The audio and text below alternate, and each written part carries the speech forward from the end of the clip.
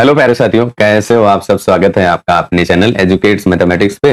और हम लोग भैया क्लास 10th एनसीईआरटी मैथ्स का जो अध्याय 12 न्यू एडिशन आया, जो आपकी न्यू बुक आई है, उसमें अध्याय 12 पृष्ठीय क्षेत्रफल और आयतन पर हम लोग आ चुके हैं। अगर आपके पास पुरानी बुक है भैया, तो आपका चैप्टर नंबर 13 यानी अध्याय 13 होगा। तो आपको अध्याय 12 या 13 पे नहीं जाना है। जो हमारा टॉपिक है पृष्ठीय क्षेत्रफल और आयतन, उस पर आ जाना है। और इस अध्याय की भैया जो पहली प्रश्नावली है, उसको हम लोगों ने पहले से सॉल्व कर रखा है। उसका लिंक आपको आई बटन पे मिल जाएगा, इस वीडियो के डिस्क्रिप्शन में मिल जाएगा।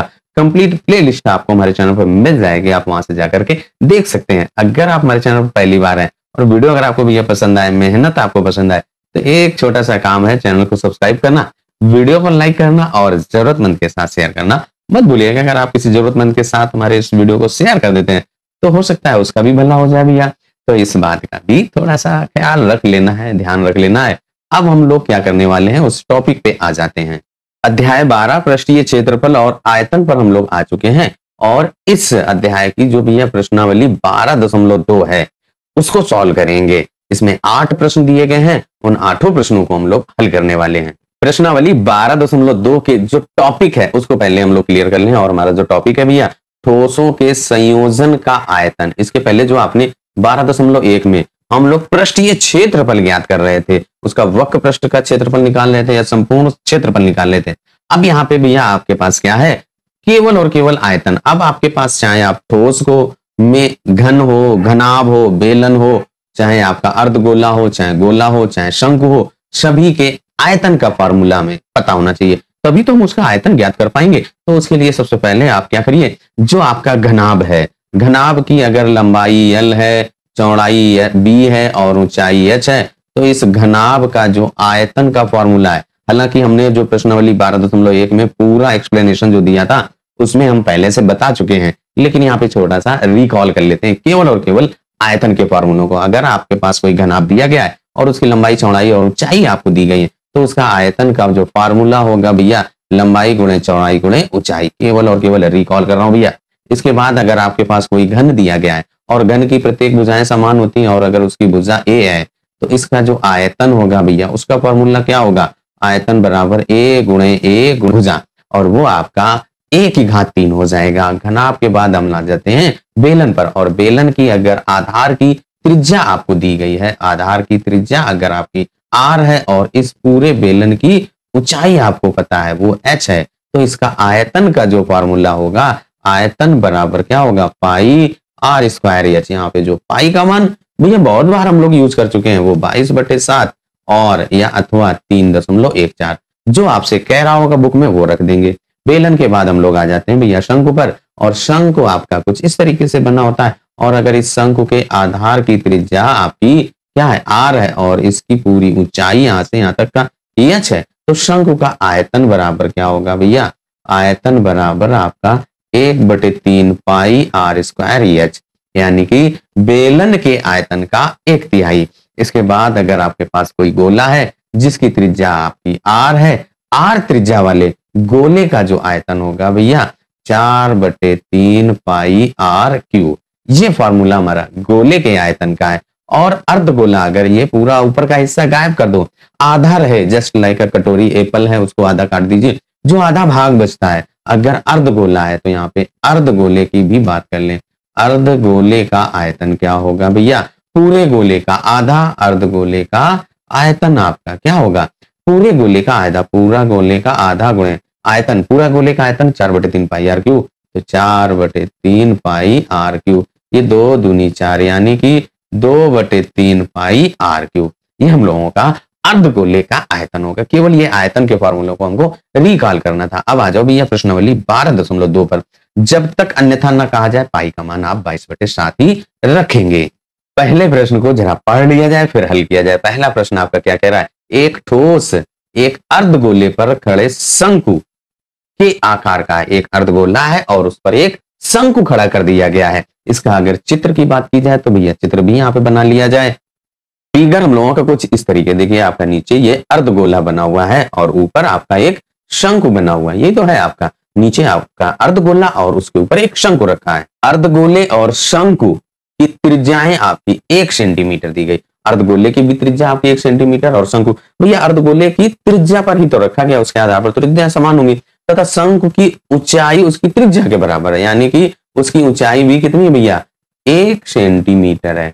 अब हमें इस ठोस का आयतन पाई के पदों में ज्ञात करना है। तो जो आपने ठोस बनाया था वो कुछ इस तरीके से बना है। यहाँ पे देखिए उसकी त्रिज्या अगर r बराबर 1 है, यहाँ पे भी r बराबर 1 है, कलर चेंज कर दे जिससे आपको दिखे, यानी कि त्रिज्या आपकी 1 है, यहाँ पे भी त्रिज्या आपकी 1 है। अब इसके बाद हमें क्या करना है, इसका भैया आपको आयतन ज्ञात करना है। आयतन ज्ञात करने के लिए ऊपर जो आपका शंकु बना है, शंकु की आपको आयतन ज्ञात करनी है, फिर नीचे जो अर्धगोला है उसका भी आयतन ज्ञात करना है, दोनों को जोड़ देना है। तभी तो भाई दो आकृतियां एक साथ मिला दी गई, दोनों का आयतन जोड़ दो। चाहे अगर इसके ऊपर बेलन रहता तो बेलन और अर्धगोले का निकालते हैं, शंकु के ऊपर अगर आपका बेलन या बेलन के ऊपर शंकु बनेगा तो उन दोनों के आयतन अगर ज्ञात करना हो पूरी आकृति का, दोनों के आयतनों को केवल और केवल जोड़ देना है। जो हमने फिगर को समझा, अब इसके बाद जो हमें दिया गया है उसको पहले नोट किया। शंकु की त्रिज्या आपको दी गई है वो आपकी 1 सेंटीमीटर, ये तो कह रहा है जिनकी त्रिज्या 1 सेंटीमीटर, और शंकु की ऊंचाई आपकी त्रिज्या के बराबर है, वो त्रिज्या 1 सेंटीमीटर तो ऊंचाई भी 1 सेंटीमीटर, और ठोस का हमें आयतन पाई के पदों में ही रखना, पाई का मान कुछ भी नहीं रखना, केवल पाई ही रहने देना है। अब यहाँ पे जो हमारा आपका फिगर बना है कुछ इस तरीके से, अब यहाँ पे इसको सॉल्व कर दिया जाए तो शंकु का आयतन का जो formula 1/3 pi r square h, यहाँ पे आर और एच का मान रखते हैं भैया 1/3 पाई, और आर आपकी 1 है उसका स्क्वायर और एच भी 1 है, तो ये आप हल करिए 1/3 पाई आ जाएगा, इतने आपको सेंटीमीटर की घात 2, सेंटीमीटर की घात 2। अब इसके बाद जो हम लोगों का शंकु का आयतन आ गया, नीचे आपका जो अर्धगोला है उसका भी आयतन निकाल लीजिए। तो भैया अर्धगोले का जो त्रिज्या है वो आपकी 1 सेंटीमीटर है, अर्धगोले का आयतन 2/3 पाई आर क्यूब होता है। यहाँ पे आप 2/3 पाई को आप ऐसे ही रख दीजिए, और त्रिज्या आपकी 1 है उसका क्यूब, 1 का क्यूब आपका 1 ही रहेगा, उसमें 2/3 पाई से गुणा कर दीजिए तो 2/3 पाई आ जाएगा, सेंटीमीटर की घात 3। अब इसके बाद आपसे कह रहा है कि जो आपकी आकृति बन रही थी, इस आकृति का आपको कुल आयतन ज्ञात करना है, वो भी पाई के पदों में, तो इन दोनों के आयतनों को जोड़ देंगे। तो उस जो आकृति बनी है उसका आयतन, शंकु का आयतन और गोले का आयतन वो भी अर्धगोले का, तो 1/3 पाई प्लस 2/3 पाई, यही तो हमने निकालना है, 2/3 पाई और इसका 1/3 पाई। अब यहाँ पे आप क्या करिए भैया, जो जोड़ दीजिए, जब जोड़ेंगे तो 3 से 3 ये कट गया, 1/3 और 2/3 जोड़िए तो आपका 3/3, यानी कि पाई सेंटीमीटर की घात 3, जो आपका आयतन है वो पाई सेंटीमीटर की घात 3 हमें पाई के पदों में ही निकालना था, यही तो कह रहा है। अब आ जाओ भैया दूसरे वाले प्रश्न पर। दूसरा प्रश्न आपका क्या कह रहा है, एक इंजीनियरिंग के विद्यार्थी रचेल से एक पतली एल्युमिनियम की शीट का प्रयोग करते हुए एक मॉडल बनाने के लिए कहा गया, जो कि एक ऐसे बेलन के आकार का है जिसके दोनों सिरों पर 2 शंकु जोड़े गए। अब देखिए एक बेलन है आपके पास, उसके दोनों किनारों पर शंकु जोड़ दिए गए। इस मॉडल का व्यास आपका 3 सेंटीमीटर है और इसकी लंबाई 12 सेंटीमीटर है, तो प्रत्येक शंकु की ऊंचाई 2 सेंटीमीटर हो, तो रचेल द्वारा बनाए गए मॉडल में अंतर्विष्ट हवा का आयतन ज्ञात कीजिए। यह मान लीजिए कि मॉडल की अतिरिक्त और बाहरी विमाएं लगभग बराबर हैं। तो भैया जो हमारे इंजीनियर साहब ने जो चित्र बनाया है उसका यहाँ पे फिगर बना लें भैया कुछ इस तरीके से। आपका 2 आपके शंकु और एक बीच में आपका बेलन है, और वो हमारा कुछ इस तरीके से है। तो जो आपके शंकु की ऊंचाई 2 सेंटीमीटर, तो नीचे भी जो शंकु बनाया गया उसकी भी ऊंचाई आपकी 2 सेंटीमीटर। अब इनकी त्रिज्या आपकी 3 सेंटीमीटर, व्यास 3 सेंटीमीटर है, तो त्रिज्या आपकी यहाँ पे 3/2, व्यास की आधी इसकी भी 3/2। अब आपसे कुल आयतन पूछ रहा है, तो ऊपर आपका एक शंकु और नीचे शंकु, एक शंकु का निकाल करके उसमें 2 से गुणा कर दीजिए तो शंकु का आयतन आ जाएगा, और बेलन का आयतन आपका पाई आर स्क्वायर एच, और उसका आयतन के ज्ञात करने के लिए ऊंचाई की जरूरत पड़ेगी। व्यास आपका दिया गया, यहाँ से त्रिज्या निकाल सकते हैं। ऊंचाई देखिए ये आपकी 2 और ये 2, ये 2 माइनस हो जाएंगे, क्योंकि पूरी आपकी कितनी है, जो देखिए प्रश्न में दिया गया है, यदि उसकी पूरी ऊंचाई 12 सेंटीमीटर दी गई है, यानी कि जो आपकी आकृति बन रही है उसकी ऊंचाई 12 सेंटीमीटर थी जो है। अब हमें क्या करना है, एक एक करके सभी के आयतन ज्ञात करने हैं और फिर जोड़ देना है।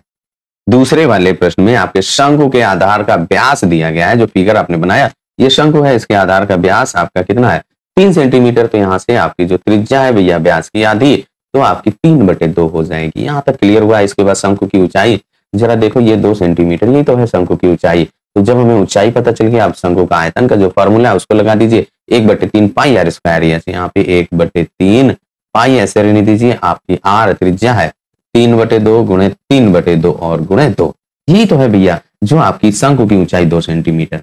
तो यहाँ से एक शंकु का आयतन आएगा आपका, ये 2 से 2 काट दीजिए, ये 3 से 3 काट दीजिए, तो आपका 3 पाई बटे 2 यही तो आ रहा है। तो वहीं यहाँ पे लिख दीजिए, क्या हो जाएगा भैया 3 पाई बटे 2। अब हमें एक शंकु का नहीं ज्ञात करना है, जो फिगर में इस वाले का और इसका भी। तो एक का जब हमने दोनों एक जैसे हैं, एक का निकाल लिया है तो दूसरे का भी निकाल लेंगे। तो यहाँ पे लिखेंगे दोनों शंकु का आयतन बराबर। जब हम लोग दोनों शंकुओं का आयतन ज्ञात करेंगे तो एक शंकु का जो ज्ञात किया है 3 पाई बटे 2, उसमें 2 से गुणा कर दीजिए, 2 गुणे 3 पाई बटे 2, 2 से 2 कट गया तो आपका 3 पाई सेंटीमीटर की घात 3। ये हमारा क्या है भैया, जो आपके शंकु ये और ये इनका आयतन आया। अब बेलन का आयतन ज्ञात कर लीजिए। बेलन के आयतन का जो फार्मूला भैया पाई आर स्क्वायर, एच आर आपकी ये त्रिज्या, उसकी आधी और ऊंचाई आपकी 8 सेंटीमीटर। शंकु का जब आयतन हमें पता चल गया दोनों शंकुओं का, अब इसके बाद जो बीच में आपका बेलन है उसका आयतन ज्ञात कर लो भैया। तो बेलन का आयतन भैया क्या होता है, पाई आर स्क्वायर एच। पाई का मान नहीं रखेंगे, त्रिज्या आपकी और ऊंचाई दी गई है। बेलन का जो व्यास हम लोगों का भैया 3 सेंटीमीटर, तो वहां से त्रिज्या आपकी भैया कितनी हो जाएगी, उसकी आधी होती है व्यास की। तो देखिए ये बेलन है, बीच वाला हिस्से बेलन आकार है, उसका हम लोग आयतन ज्ञात कर रहे हैं। तो बेलन की व्यास और उसकी त्रिज्या में पता चल गई। अब ऊंचाई भी यहाँ पे लिख दो। ऊंचाई आपकी कितनी है भैया, ऊंचाई बराबर 8 सेंटीमीटर। देखिए जरा फिगर, जो 2 सेंटीमीटर ऊपर वाले शंकु की कम हो गई, 2 सेंटीमीटर नीचे वाले की, पूरी 12 थी तो बीच में आपकी 8 ही तो बचेगी। 2 2 4 कम हो गई, 12 से 4 तो बीच में 8 बची। यहाँ पे वही हमने लिख दिया 8 सेंटीमीटर। अब भैया बेलन का आयतन भी आप ज्ञात कर लो। तो बेलन का आयतन का जो फॉर्मूला आपको शुरुआत में ही बताया था, रिकॉल किया था, पाई आर स्क्वायर एच। पाई के पदों में ही रखेंगे। त्रिज्या आपकी कितनी है 3/2। तो यहाँ पे 3/2 गुणे 3/2 और गुणे 8। इसके बाद 2 दूनी 4, दूनी 8, 3 त्रिका 9, दूनी 18, यानी कि 18 पाई आ गया। अब इसके बाद भैया आपने जो शंकु का आयतन ज्ञात किया था वो 3 पाई। अब इन सभी को जोड़ देना है। तो आपके पूरी जो आकृति बनी है किसके द्वारा, जो इंजीनियर साहब, एक इंजीनियर के विद्यार्थी रचल ने एक ऐसी पतली एल्युमिनियम की शीट का प्रयोग करते हुए जो मॉडल बनाया है, उसका कुल आयतन आपको इन सभी के आयतनों को हमें जोड़ देना है। अतः जो हमारा मॉडल बना है उसका आयतन क्या हो जाएगा, दोनों के आयतनों को जोड़ देना है। शंकु का आयतन आपने 3 पाई और बेलन का आयतन आपने 18 पाई। 18 और 3 जोड़िए 21 पाई आ गया। अब हम लोग पाई का मान रखेंगे। पाई का मान हमने शुरुआत में क्यों नहीं रखा, क्योंकि बार बार आपको मल्टीप्लाई डिवाइड करना पड़ता है। जब भी इस टाइप की जो प्रॉब्लम्स आए तो आप ध्यान रखिएगा, पाई का मान बीच में मत रखिएगा, एट लास्ट रख देते हैं। तो यहाँ पे क्या हो जाएगा, 21 गुणे पाई का मान 22/7, 7 त्रिका 21 और 22 तेई 66, और वो भी सेंटीमीटर की घात 3।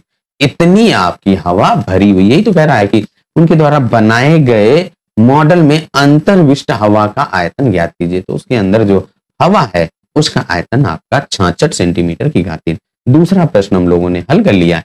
अब आ जाओ इसके तीसरे प्रश्न पर। तीसरा वाला प्रश्न भैया क्या कह रहा है, एक गुलाब जामुन है, हाँ ये देखिए सामने रखा हुआ, उसमें उसके आयतन की लगभग 30% चीनी की चाशनी होती है।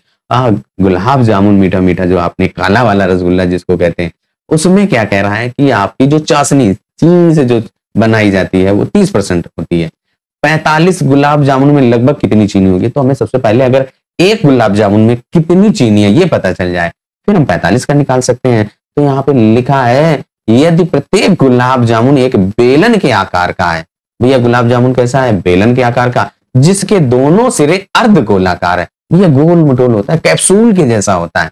अब यहाँ पे ये बना हुआ देखिए, फिर चित्र भी बना है, दोनों सिरे अर्ध गोलाकार है। यदि इसकी लंबाई 5 सेंटीमीटर तथा व्यास आपको 2.8 सेंटीमीटर है, आकृति 12.15, ये आपके सामने आकृति है भैया।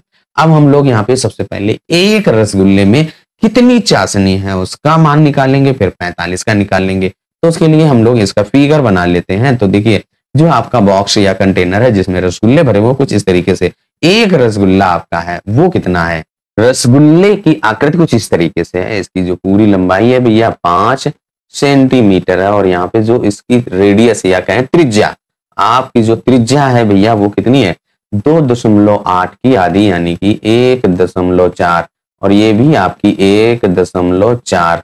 इधर आपका ये अर्धगोला, बीच का आपका ये बेलन है, और इस बेलन की भैया ऊंचाई कितनी होगी 1.4 यानी 2.8 इधर उधर से कट गया। पूरी कितनी है 5, तो आप 5 से 2.8 घटा दीजिए, 2 आ जाएगा, ये 2.2 बचेगा। तो ये आपका बीच वाला हिस्सा या कहें जो हमारा बेलन वाला हिस्सा है उसकी ऊंचाई आपकी 2.2 सेंटीमीटर है। अब हम लोग क्या करेंगे, सबसे पहले एक अर्धगोला जो किनारे और किनारे अर्धगोले लगे, एक अर्धगोले का आयतन निकालेंगे, वहां से दो अर्धगोलों का आएगा, बीच का हिस्सा बेलनाकार है, बेलन का आयतन पाई आर स्क्वायर एच निकाल करके जोड़ देंगे, जैसा आपने अभी दूसरे प्रश्न में किया था बिल्कुल वैसे ही करना है। उधर आपके शंकु थे, अब यहाँ पे दोनों आपके अर्धगोले हैं।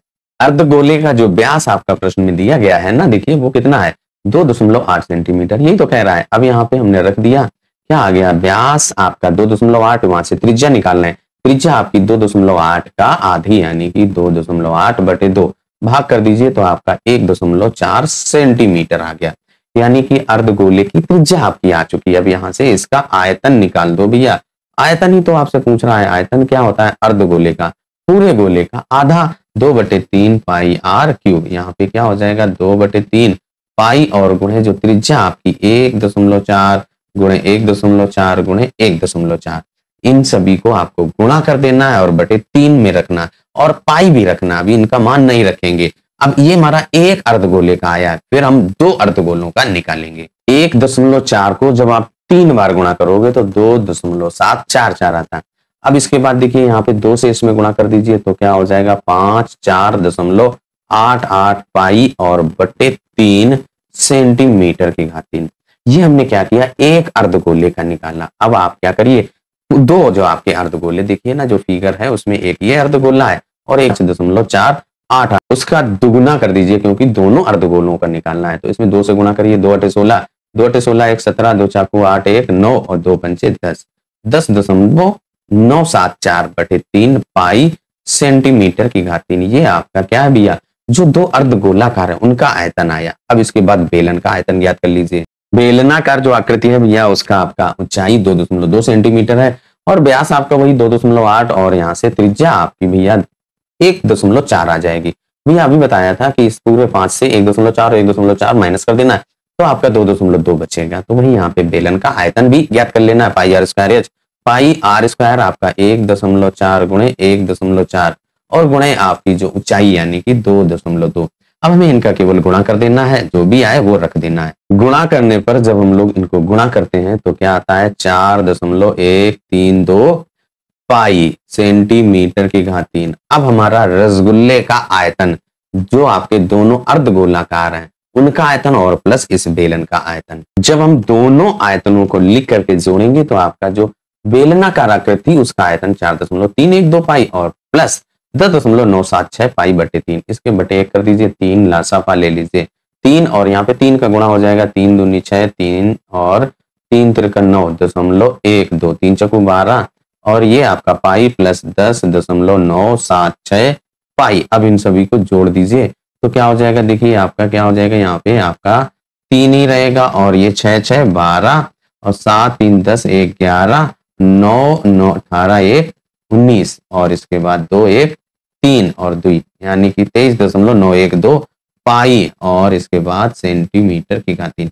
इतना हम लोगों का आया भैया एक रसगुल्ले का आयतन। अब हमसे देखिए रसगुल्ले का आयतन नहीं पूछ रहा है, कह रहा है कि उसमें चाशनी की मात्रा, और एक रसगुल्ले में लगभग 30% चाशनी होती है। तो एक रसगुल्ले में चाशनी की मात्रा या चीनी की जो बनी चाशनी है उसकी मात्रा, एक रसगुल्ले में जो चीनी की चाशनी की मात्रा जो वॉल्यूम या आयतन का 30% है, यही तो कह रहा है कि यदि उसमें आयतन की लगभग 30% है, जो हमने आयतन निकाला था उसका हमने 30% निकाला, आयतन आपका 23.912 पाई बटे 3 का 30%, यहाँ पे कट कर दीजिए तो ये 0 से 0 कट गया, 3 कट गया।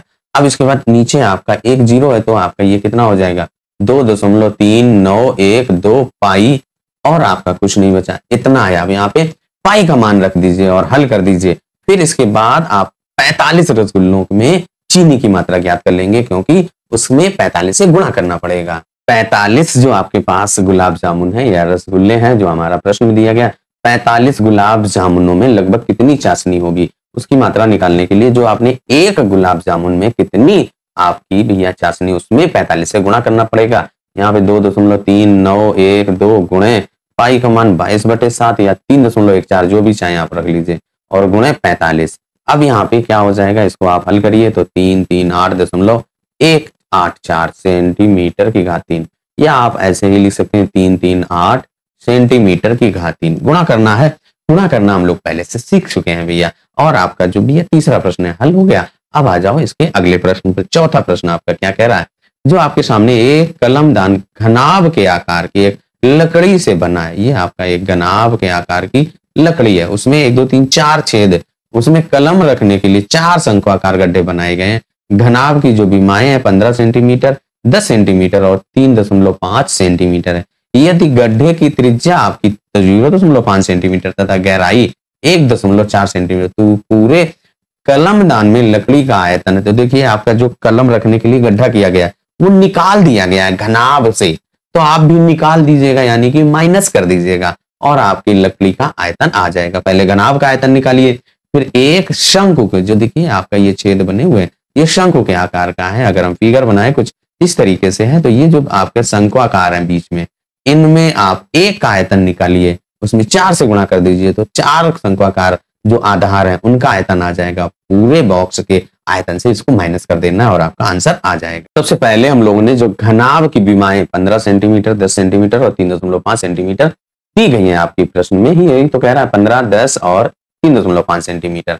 अब हम यहाँ पे इसका आयतन निकालेंगे, तो लंबाई गुणे चौड़ाई गुणे ऊंचाई, तो आप 15 गुणे 10 और गुणे 3.5, 3.5 में 10 से गुणा करिए तो इसका दशमलव हट जाएगा, तो आप लिख दीजिए 15 गुणे 35, 15 पन्ना 75, 35 गुणे 15 कर रहा हूँ, 15 पन्ना 75 के 5 हासिल लगे 7, 15 तय 45 और 45 और 7 52, यानी कि 525 सेंटीमीटर की घात 3। ये हमारा क्या है, घनाभ का आयतन। अब जरा प्रश्न पे आ जाओ, जो ये 4 छेद किए गए हैं शंकु के आकार का है, तो जो गड्ढे की त्रिज्या आपकी 0.5 सेंटीमीटर तथा ऊंचाई h 1.4 मीटर। अब इसका आयतन निकाल लेते एक का, फिर 4 शंकु का आयतन निकालिए। जो आपका गड्ढा है उसकी त्रिज्या या 0.5 सेंटीमीटर तथा गहराई या ऊंचाई कर सकते हैं 1.4 सेंटीमीटर, आपका जो प्रश्न है उसमें दिया गया है। अब हमें इसका आयतन, वो शंकु के आकार का है तो शंकु का आयतन 1/3 पाई आर स्क्वायर एच, 1/3 गुणे 22/7 और गुणे त्रिज्या आपकी 0.5 गुणे 0.5 और ऊंचाई 1.4, 7 से काट दीजिए तो ये कितना आ जाएगा 0.2। अब आप इनका गुणा कर दीजिए भैया, क्या आ जाएगा 22/3 और गुणे, देखिए यहाँ पे क्या हो जाएगा, ये 25 है ना, और 25 दून 50 और आपका दशमलव कितने अंक पे लगेगा, 1 2 3 अंक पे, यानी कि 0.05 आएगा। अब आप 4 गड्ढे जो थे भैया फिगर में देखो 4 गड्ढे है ना, एक गड्ढे का हमने निकाल लिया। अब 4 गड्ढों का जो आयतन होगा 4 गुणे एक गड्ढे का आयतन, और एक गड्ढे का 22/3 गुणे 0.05, ये यहाँ रख दीजिए तो क्या हो जाएगा 22/3 और गुणे 0.05। अब इसके बाद आप इनका गुणा कर दीजिए भैया, देखिए इसमें 4 पंचे 20, 2 अंक पे लगा दीजिए दशमलव, तो 0.2 आ जाएगा, और यहाँ पे 22 दून 44, यानी कि 4.4/3 पाई सेंटीमीटर की घात 3 आएगा। पाई का मान तो रख चुके हैं, तो यहाँ पे सेंटीमीटर की घात 3 रख दीजिए, ये आया। इसको आप डिवाइड कर दीजिए, भाग जब दोगे आप भैया तो 1.4666 आएगा करीब, और उसको हम लोग 1.47 सेंटीमीटर की घात 3 रख देंगे। अब इसके बाद देखिए हमसे जो प्रश्न में पूछ रहा है कि जब आप पूरे कलमदान में लकड़ी का आयतन कितना होगा, तो जो आपने ये छेद किए वो हटा देना है, माइनस कर देना है। तो यहाँ पे हम लोग अब लिखते हैं भैया कलमदान में लकड़ी का आयतन, पूरे बॉक्स का 525 और लकड़ी का जो गड्ढा किया गया है, शंकु बनाए गए हैं, उनका आयतन 1.47, इसको घटा दीजिए तो 523.53 भैया सेंटीमीटर की घात 3। इतना आपका लकड़ी का आयतन है जो आपका कलमदान है। इस कलमदान में जो बची हुई लकड़ी है, और इस तरीके से भैया आपका 4 प्रश्न हल हो चुके हैं। और आज के इस वीडियो में भैया हम लोग 4 ही प्रश्नों को हल करेंगे, बचे हुए जो 4 प्रश्न है उसको हम लोग अगले वीडियो में हल करेंगे। तब तक अपना ख्याल रखिए, स्वस्थ रहिए, मस्त रहिए। मिलते हैं अगले वीडियो में बचे हुए प्रश्नों के साथ।